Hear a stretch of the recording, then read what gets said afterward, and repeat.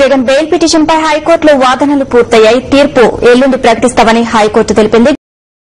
దర్యాప్తు పూర్తి చేయడం పైన రాష్ట్ర ప్రభుత్వం పైన అంటే ఒక నేపాన్ని నెట్టివేసిందని చెప్పవచ్చు. దర్యాప్తు పూర్తి కాకపోవడానికి రాష్ట్ర ప్రభుత్వం కూడా ఒక కారణమని చెప్పేసి సిబిఐ హైకోర్టు ముందు వాదించింది. ఇన్వెస్టిగేషన్ కంప్లీట్ కావడానికి ఎంత సమయం పడుతుందో తాము ఇప్పుడు చెప్పలేమని, రాష్ట్ర ప్రభుత్వం కూడా సరైన విధంగా సహకరించడం లేదని సిబిఐ తన యొక్క నెపాన్ని రాష్ట్ర ప్రభుత్వం పైన వేసిందని చెప్పవచ్చు. అయితే ఇన్వెస్టిగేషన్ ను ఎప్పటి వరకు పూర్తి చేస్తామన్న దానిపైన సిబిఐ హైకోర్టుకు స్పష్టమైన వివరణ ఇవ్వలేదు చెప్పవచ్చు.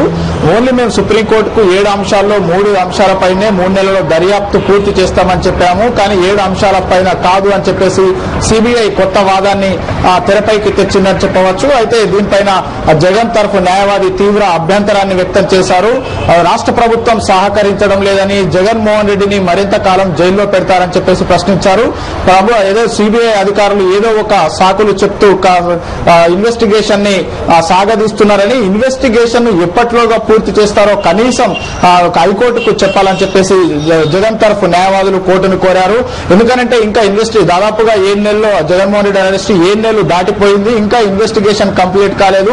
సుప్రీంకోర్టుకు చెప్పినట్లుగా 3 నెలల్లో దర్యాప్తు పూర్తి చేస్తామన్న సిబిఐ అధికారులు ఇప్పటి వరకు దర్యాప్తును పూర్తి చేయలేదని, ఫైనల్ ఛార్జ్ షీట్ ను దాఖలు చేయలేదని, సంవత్సరాల తరబడి ఇలా ఒకవేళ ఇన్వెస్టిగేషన్ కొనసాగినట్లయితే వైఎస్ జగన్మోహన్ రెడ్డి ఇంకా జైల్లోనే ఉండాల్సిన పరిస్థితి అని, ఇది రాజ్యాంగం కల్పించిన హక్కులకు విరుద్ధంగా ఉందని చెప్పేసి జగన్మోహన్ రెడ్డి తరఫు న్యాయవాది వినిపించడం జరిగింది. అయితే సిబిఐ మాత్రం తాము ఓన్లీ మెరిట్స్ అంటే పిటిషన్ ఏదైతే వైఎస్ జగన్మోహన్ రెడ్డి పిటిషన్ దాఖలు చేశారో దాని మెయింటైనబిలిటీ పైన మాత్రమే తాము వాదనలు వినిపిస్తామని, కేసు మెరిట్స్ జోలికి వెళ్లమని చెప్పేసి కూడా సిబిఐ హైకోర్టు ముందు వాదించింది. అయితే ఇరు పక్షాల వాదనలు విన్న హైకోర్టు జస్టిస్ శేషశయనారెడ్డి మెయింటైనబిలిటీ పైన నిర్ణయాన్ని ఎల్లుండికి వాయిదా వేయడం జరిగింది. అంటే ఏదైతే సుప్రీంకోర్టు ఆదేశాలు ఉన్న సమయంలో వైఎస్ జగన్మోహన్ రెడ్డి హైకోర్టులో బెయిల్ పిటిషన్ దాఖలు చేశారు కాబట్టి సిబిఐ అధికారులు చెప్తున్న దాని ప్రకారం సుప్రీంకోర్టు ఆల్రెడీ స్పష్టంగా ఉత్తర్వులు ఇచ్చింది. ఇన్వెస్టిగేషన్ కొనసాగుతున్న సమయంలో బెయిల్ ఇవ్వరాదని, ఏదైతే ఫైనల్ ఛార్జ్ షీట్ ను దాఖలు చేయాలని సిబిఐని ఆదేశించిందని, తాము ఫైనల్ ఛార్జ్ షీట్ ను దాఖలు చేసేందుకు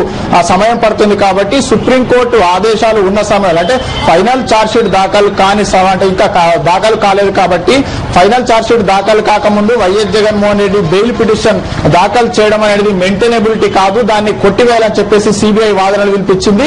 దీంతో సుప్రీంకోర్టు ఆదేశాలు ఇచ్చిన సమయంలో ఇన్వెస్టిగేషన్ కంప్లీట్ కాకుండా అంటే ఫైనల్ ఛార్జ్ షీట్ దాఖలు కాలేదు కాబట్టి సుప్రీంకోర్టు ఆదేశాలు ఈ కేసుకు ఎంతవరకు వర్తిస్తాయి, వైఎస్ జగన్మోహన్ రెడ్డి యొక్క బెయిల్ పిటిషన్ మెయింటైనబిలిటీ ఏంటి అనే దానిపైన మాత్రమే హైకోర్టు ఎల్లుండికి తీర్పును వెలువరించనుంది. దీనిపైన మాత్రం తీర్పును అంటే ఎల్లుండి వెలువరించే అవకాశం ఉందని చెప్పవచ్చు.